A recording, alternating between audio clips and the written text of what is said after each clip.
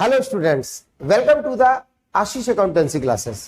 Students, हमने पिछले lecture में यानी लास्ट लेक्चर में एक क्वेश्चन कवर किया था।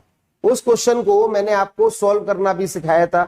यानी वो एक क्वेश्चन अपने आप में सफिशिएंट क्वेश्चन नहीं बनता है, इसीलिए हमें कुछ और क्वेश्चंस भी रिपीट करने पड़ेंगे और सॉल्व करने पड़ेंगे ताकि आप अच्छे तरीके से क्वेश्चन को सॉल्व कर सकें। तो मैं ट्रिक भी बताऊंगा किस तरीके से चीजों को सॉल्व किया जाता है अकाउंटिंग इक्वेशन में, और कैसी कैसी टिपिकल ट्रांजैक्शन आपसे इन क्वेश्चंस में पूछी जाती है। तो आइए शुरू करते हैं हम अपने एक नए क्वेश्चन के साथ। उस क्वेश्चन को आप रीड करेंगे और उसके बाद हम धीरे धीरे उसको सॉल्व करना सिखाएंगे। तो ये रहा आपकी स्क्रीन पे क्वेश्चन रीड कीजिएगा। Prepare an accounting equation from the following, यानी आपको अकाउंटिंग इक्वेशन यानी बैलेंस शीट इक्वेशन आपको सॉल्व करके दिखानी है, प्रिपेयर करके दिखानी है। उसमें इस क्वेश्चन में तीन ट्रांजैक्शन आपको दिख रही होंगी। इन तीन ट्रांजैक्शन को आपको धीरे धीरे सॉल्व करना है और अकाउंटिंग इक्वेशन को प्रिपेयर करना है। तो सबसे पहली ट्रांजैक्शन जरा देखिएगा।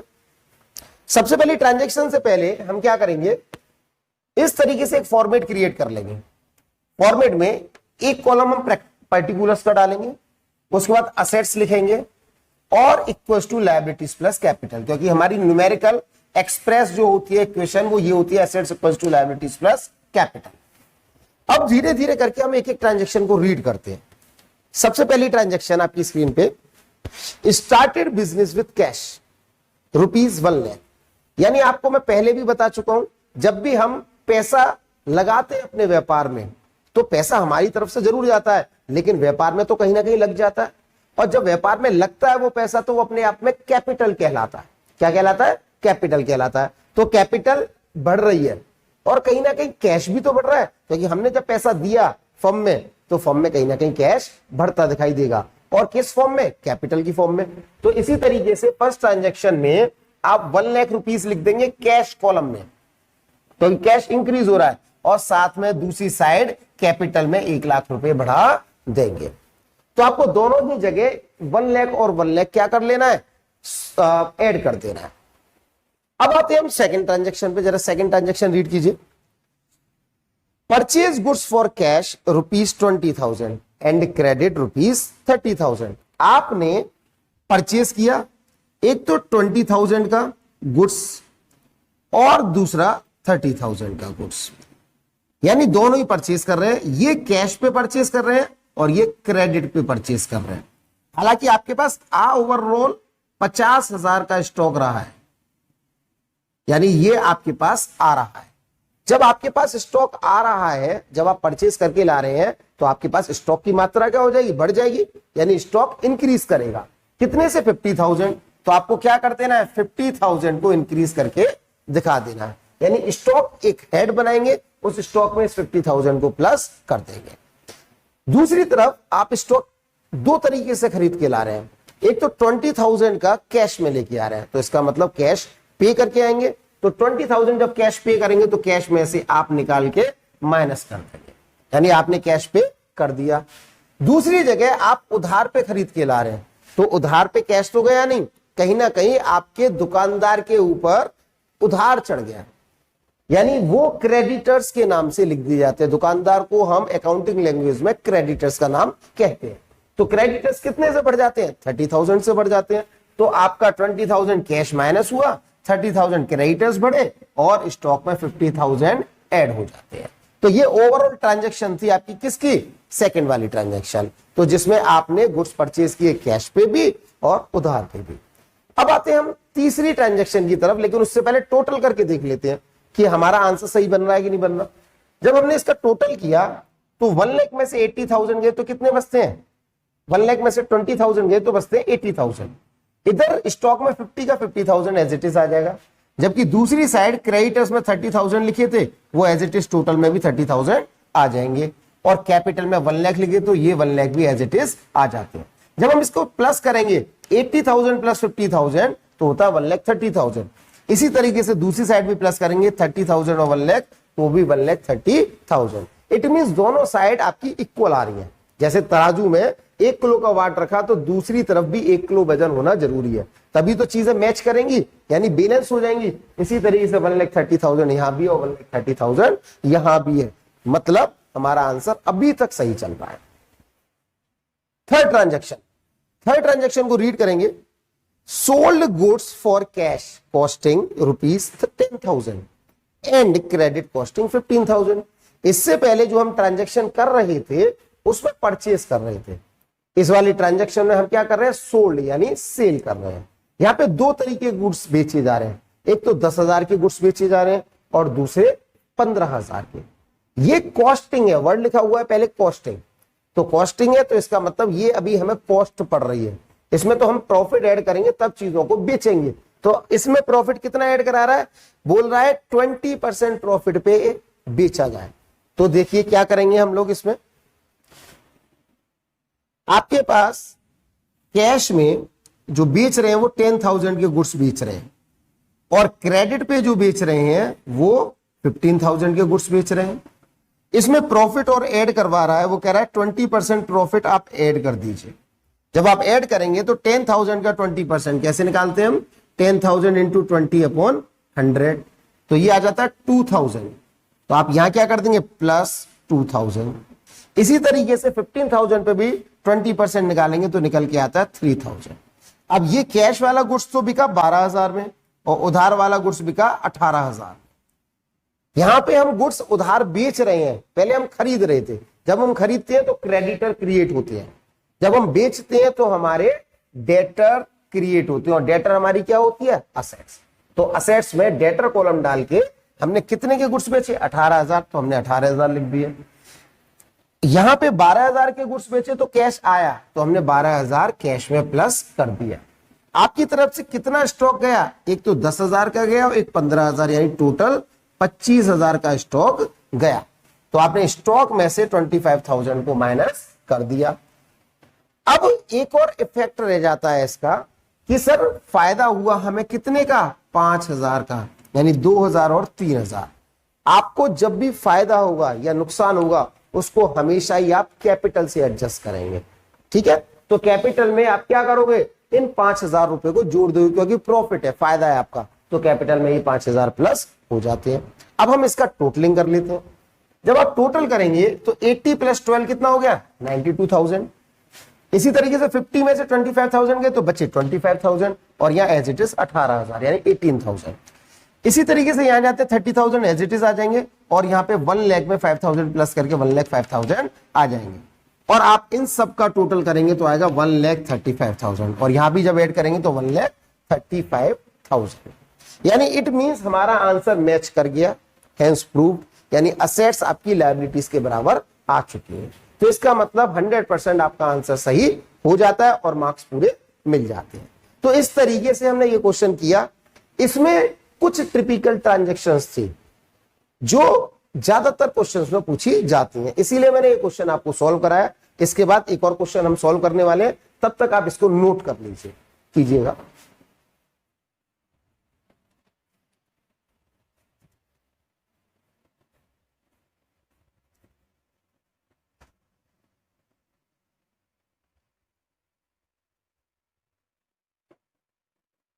तो स्टूडेंट्स आपने ये क्वेश्चन सीखा, अब हम अपने नेक्स्ट क्वेश्चन की तरफ बढ़ते हैं। उस नेक्स्ट क्वेश्चन में हम लोग एक नया क्वेश्चन कर रहे हैं जो कि टीएस ग्रेवाल का क्वेश्चन नंबर 12 है। तो देखिएगा आपकी स्क्रीन पे, prove that accounting equation is satisfied in all the following transaction of Sameer Goyal.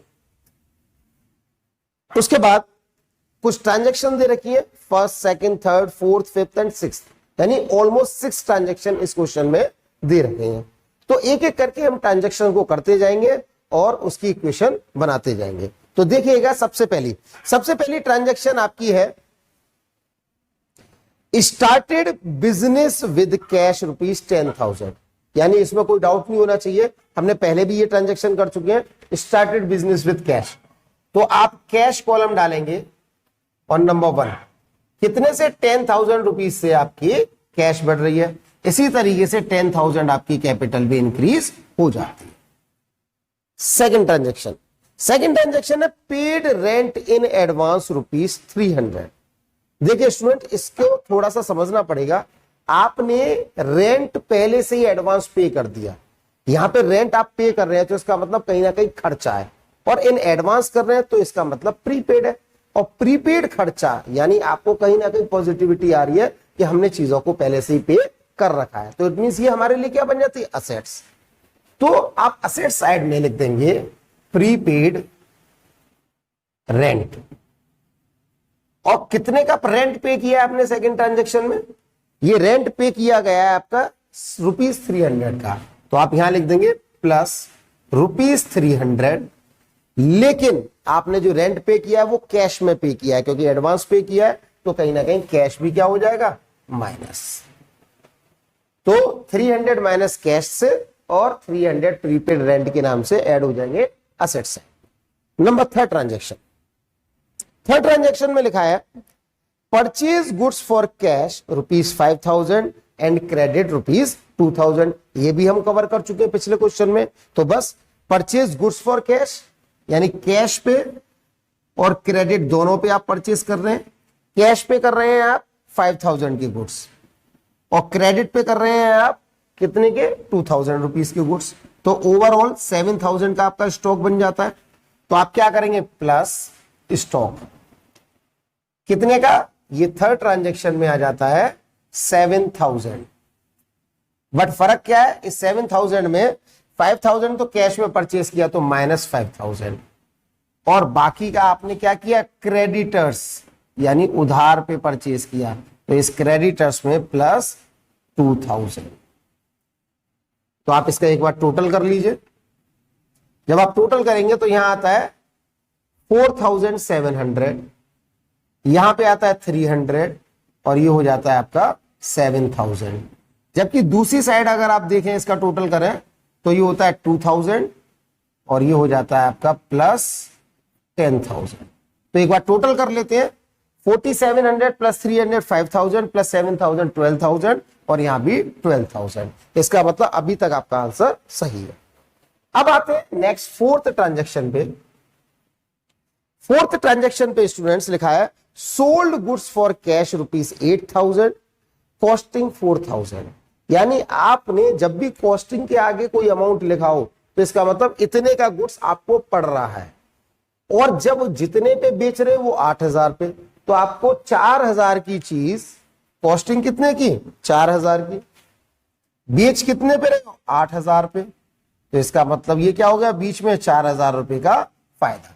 तो देखिए आपके पास से तो गुड्स गए तो स्टॉक में से -4,000, आपके पास कैश में आया यानी सोल्ड गुड्स फॉर कैश लिखा हुआ है तो 8,000 आपके पास कैश आ जाता है, और 4,000 का प्रॉफिट, तो इसलिए वो कैपिटल में प्लस हो जाते हैं 4,000। चलिए फिफ्थ ट्रांजेक्शन पे आ जाते हैं। फिफ्थ ट्रांजेक्शन पे लिखा है paid salary ₹450 and outstanding salary being 100। जब भी कोई भी सैलरी पे कर रहे हो तो आपके पास से कैश तो जा रहा है, लेकिन वो कहीं ना कहीं खर्चा भी बन रहा है, तो खर्चा हमेशा ही आप कैपिटल में से क्या करते हैं, माइनस। कितने का खर्चा कर रहे हो आप, 450 का, और दूसरी तरफ कैश भी जा रहा है -450, और कह रहा है आउटस्टैंडिंग सैलरी यानी अभी आपको सैलरी देना बाकी है, यानी आप अपने एम्प्लॉयज को सैलरी अभी नहीं दी है, तो ये आपके लिए कहीं ना कहीं थोड़ी सी नेगेटिविटी बन जाती है, यानी आपको कभी ना कभी वो पे करनी पड़ेगी, तो it is liability for you. तो आपके लिए वो लायबिलिटी बनती है, तो लायबिलिटी में आपको क्या करना हुआ, यहाँ एक और कॉलम बढ़ाना हुआ आउटस्टैंडिंग सैलरी के नाम से, और उसमें लिख देने होंगे +100। और कहीं ना कहीं आउटस्टैंडिंग सैलरी हो चाहे वो सैलरी हो, वो दोनों ही आपके लिए खर्चे बनते हैं, तो कहीं ना कहीं यहां पे भी आपको -100 और करना पड़ेगा। इसको थोड़ा सा नीचे लिख दे, तो +100 आउटस्टैंडिंग सैलरी के नाम से और कैपिटल में से माइनस खर्चे के नाम से कर देंगे। चलिए इसके बाद नेक्स्ट ट्रांजेक्शन आते हैं जरा। लास्ट ट्रांजेक्शन रह जाती है boat motorcycle for personal use. Students, अगर आप किसी दुकान खोल के बैठे हो या किसी फर्म को चला रहे हो और आपने अपने खुद के लिए कोई मोटरसाइकिल खरीदी, तो इसका कोई भी रिलेशन उस बिजनेस से नहीं है। आपने खुद के लिए मोटरसाइकिल खरीदी है तो वो आपके लिए मोटरसाइकिल बनी है, तो इसका मतलब ये पैसे कहां से निकालेंगे, अपने बिजनेस से। तो बिजनेस से जब आप अपने लिए पैसे निकालते हैं तो उसको कहते हैं ड्रॉइंग्स, और ड्रॉइंग्स भी जैसे एक्सपेंस माइनस होता है कैपिटल में से। जैसे लॉस माइनस होता है कैपिटल में से, ऐसे ही ड्रॉइंग्स भी माइनस होती हैं कैपिटल में से। तो आपने कितने की बाइक खरीदी? आपने खरीदी 3000 की। तो लास्ट ट्रांजेक्शन 6th, आपने 3000 की बाइक खरीदी। तो एज अ ड्रॉइंग मैं लिख देता हूं यहां पे, ये क्या है आपकी ड्रॉइंग्स। तो ये ड्रॉइंग्स आपने यहां से माइनस कर दी। दूसरा, आपने कैश निकाला आपने अपने बिजनेस में से, तो आपने बिजनेस में से कैश निकाला तो यहां भी -3000 आपको करना पड़ेगा। अब इसको टोटल कर देते हैं ताकि आपका आंसर चेक हो सके। तो देखिए 4700 प्लस 12700 माइनस 9700, और इसमें से इसको माइनस कर देंगे तो 9700 में से 450 गए तो 9250 प्लस 300 एज इट इज आ जाएगा यूं की हुई प्रीपेड के नाम से, और स्टॉक भी 3000 बनता है, यानी 7000 माइनस 4000। इसी तरीके से यहां भी कर लेते हैं, ये 2000 एज इट इज आ जाएगा, प्लस 100 भी एज इट इज आ जाएगा, प्लस यहां देख लेते हैं कैलकुलेशन में, तो 10 और 4 14 यानी 14000 माइनस 3 11000, 11000 माइनस 500 10000, 450 हो जाता है। तो इसको टोटल कर देते हैं 9550 12550, जबकि यहां भी देख लेते हैं 12550। तो हेंस प्रूव्ड, यानी आपके असेट्स लायबिलिटी से फिर से मैच कर गए। और आपको यही करना है, जब तक आपके एसेट्स लायबिलिटी से मैच नहीं करेंगे तब तक आपका आंसर सही नहीं हो सकता है। तो आपको ये चीज याद रखनी है, ध्यान रखनी है जब आप क्वेश्चन सॉल्व कर रहे हैं कि आपकी left hand side right hand side से मैच करे, यानी असेट साइड आपकी लायबिलिटी साइड से मैच करे और एक्यूरेसी मेंटेन रहे। चलिए इसको नोट कर लीजिए, फिर हम आगे बढ़ते हैं।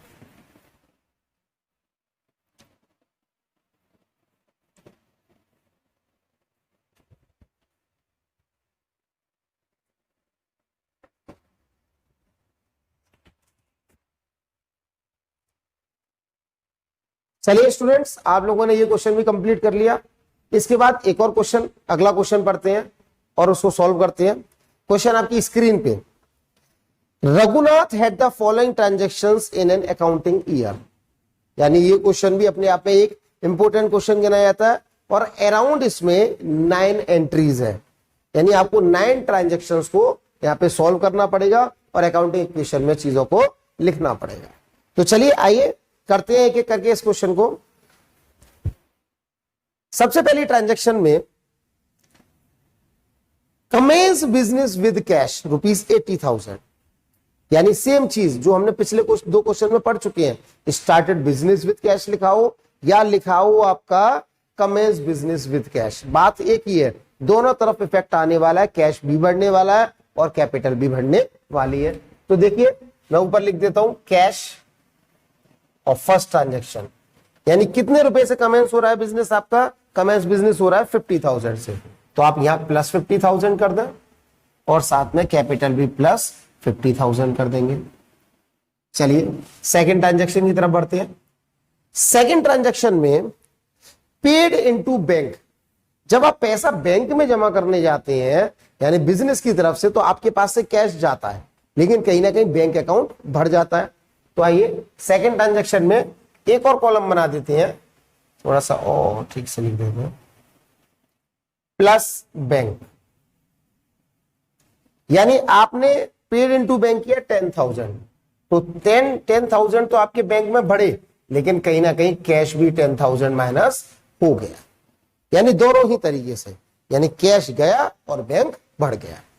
Number third transaction, purchase goods for cash ₹20,000 and credit 30,000। ये हम पहले भी 2 क्वेश्चंस में कर चुके हैं, फिर से वही चीज रिपीट हो रही है। तो देखिए बार बार रिपीट हो रही है तो इसका मतलब ये इंपोर्टेंट ट्रांजैक्शन है, और मैं वही क्वेश्चन आपको कराता हूं जो इंपोर्टेंट बनते हैं। क्लियर? तो ये देखिए परचेज गुड्स फॉर कैश, आपने कैश में गुड्स परचेज किया और क्रेडिट में किया। कैश में जो परचेज किया वो 20,000 का था और क्रेडिट पे जो परचेज किया वो 30,000, तो टोटल आपने 50,000 का स्टॉक परचेज कर लिया। तो देखिए स्टॉक परचेज 50,000, तो यहां लिख दीजिए स्टॉक, और थर्ड ट्रांजैक्शन में 50,000 स्टॉक बढ़ा दीजिए। बस अब क्या है, 20,000 कैश में किया तो -20,000 कैश, और साथ ही साथ क्रेडिट पे किया तो यहां क्रेडिटर्स लिख दीजिए क्रेडिटर्स में नीचे आ जाएंगे आपके कितने के 30,000 रुपीज प्लस हो जाएंगे। चलिए फोर्थ ट्रांजैक्शन में sold goods for cash 40,000 costing 30,000। मैंने आपको पहले भी बताया कॉस्टिंग के आगे जो वैल्यू लिखी हो उतने का गुड्स आपको पड़ा और बेचा कितने में 40,000 में। तो आपने क्या किया 30,000 की चीज 40,000 में बेची, तो इसका मतलब 10,000 रुपए का क्या हो गया आपका फायदा। आपने स्टॉक माइनस करना है तो ये 30,000 का बेचा, आपने 40,000 में बेचा तो प्लस 40,000 40,000 कैश आ गया और प्लस फायदा, तो आप प्लस लिख देंगे यहाँ पे 10,000। एक बार टोटलिंग कर देते हैं इसकी। टोटलिंग में ये हम करेंगे टोटल, तो 20,000 प्लस 40,000 60,000 प्लस 10,000 और प्लस 20,000। जबकि इधर साइड कैलकुलेट करते हैं तो ये 30,000 ओवरऑल आ जाएगा और यहाँ पे प्लस हो जाएगा आपका पूरा का पूरा 60,000। तो टोटल मैच कर लीजिए 60 प्लस 10 70 और 20 90,000, यहाँ भी 90,000। यानी यहां तक आपका आंसर अभी तक सही है, कुछ भी गलत नहीं हुआ है। Fifth transaction rent paid ₹500। Rent paid, इससे पहले हमने सैलरी पे की थी वो भी खर्चा, तो रेंट पे कर रहे हैं ये भी खर्चा। तो आप खर्चा कितने का कर रहे हैं 500 रुपए का, तो कैपिटल में से 500 रुपीज माइनस फिफ्थ एंट्री। और कैश में पे कर रहे हैं तो कैश भी 500 माइनस।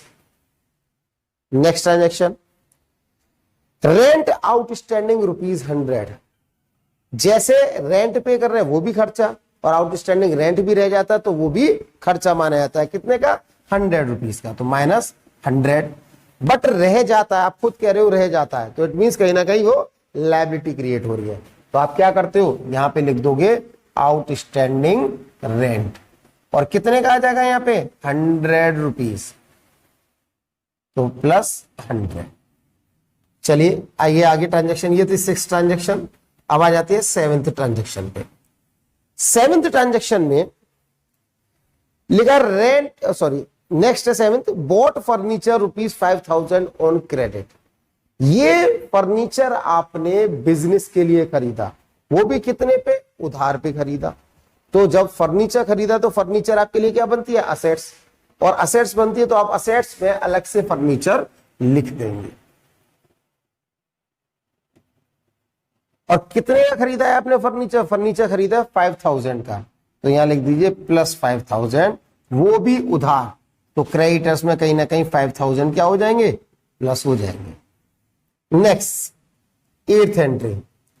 8th ट्रांजैक्शन में bought refrigerator for personal use. आपने इससे पिछले वाले क्वेश्चन में मोटरसाइकिल खरीदी थी, यहां पे रेफ्रिजरेटर खरीदा है तो पर्सनल पर्पस के लिए, तो ड्रॉइंग्स बन जाता है। तो आप क्या करेंगे कैपिटल में से नेक्स्ट 8th वाली ट्रांजैक्शन में माइनस कर देंगे कितना अमाउंट आपने खरीदा रेफ्रिजरेटर 5,000 का, तो ये 5,000 क्या हो गई आपकी ड्रॉइंग्स।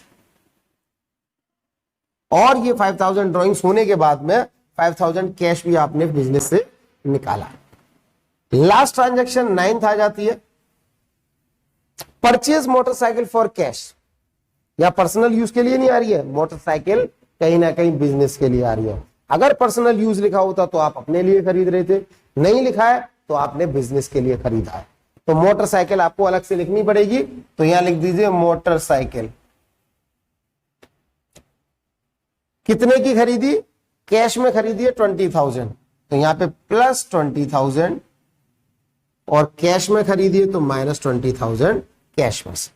अब इसका टोटल कर देते हैं 60,000 माइनस 20 40,000 35,000 34 500 प्लस 10,000 प्लस 20,000, यहां पे 5,000 फर्नीचर के आ जाते हैं यूं की यूं, और ये प्लस 20,000। इसी तरीके से सेकंड साइड पे आ जाते हैं, दूसरी साइड पे 30 प्लस 5 35,000 क्रेडिटर्स बनते हैं, प्लस 100 आउटस्टैंडिंग रेंट बनता है।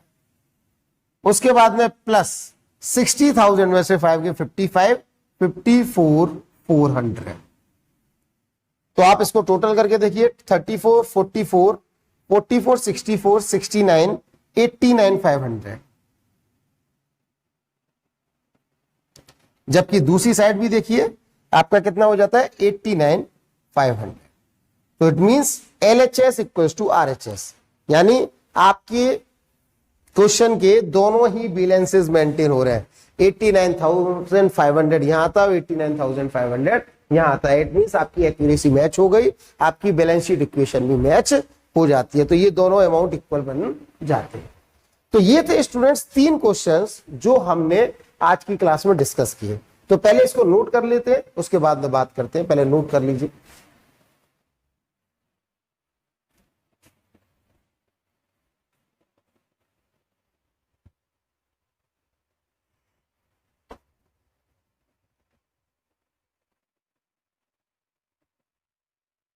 स्टूडेंट्स आपने 3 टाइप के क्वेश्चंस किए। कोशिश हमारी यही थी कि हम ज्यादा से ज्यादा टिपिकल ट्रांजैक्शंस को इन क्वेश्चंस में कवर कर सकें। हमने कोशिश भी की। इन 3 क्वेश्चंस को करके आप बार बार रिवाइज अगर करते रहेंगे तो ये चैप्टर आपका बहुत ही अच्छी तरीके से हो जाता है।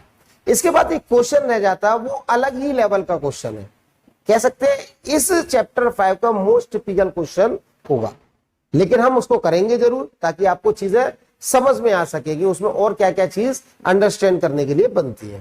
तो हमने 3 क्वेश्चन किए, तीनों क्वेश्चन अपने आप में अच्छे क्वेश्चंस थे। अब हम जो नेक्स्ट क्वेश्चन करेंगे वो अगली क्लास में करेंगे। आज की क्लास में हमें यही ओवर करनी हुई क्योंकि 3 क्वेश्चन हमारे लिए इस क्लास में सफिशिएंट है और आपको समझ भी आए होंगे। अब हम जो नेक्स्ट क्लास में करने वाले हैं उसका एक क्वेश्चन होगा जो टिपिकल क्वेश्चंस में से माना जाता है, और उसके बाद हम अलग ही फॉर्मेट के क्वेश्चंस करेंगे। यानी मेरा कहने का मतलब ये है कि हमने इस फॉर्मेट के इतने क्वेश्चंस किए, यानी एक क्वेश्चन लास्ट क्लास में किया था और 3 क्वेश्चंस इस क्लास में किए। बचा हुआ एक क्वेश्चन जो है वो हम नेक्स्ट क्लास में कवर करेंगे, और उसके बाद कुछ फॉर्मूले बेस्ड क्वेश्चंस बनेंगे। उन फॉर्मूले बेस्ड क्वेश्चंस को भी अगली क्लास में कवर करने की कोशिश करेंगे कि ये चैप्टर नेक्स्ट क्लास में कंप्लीट हो जाए। तो आज की क्लास में इतना ही हम पढ़ा, और इसको आप बार बार रिवीजन करते रहिए चैप्टर को, क्योंकि आपके एग्जाम के लिए ये 6 मार्क्स का क्वेश्चन बन जाता है।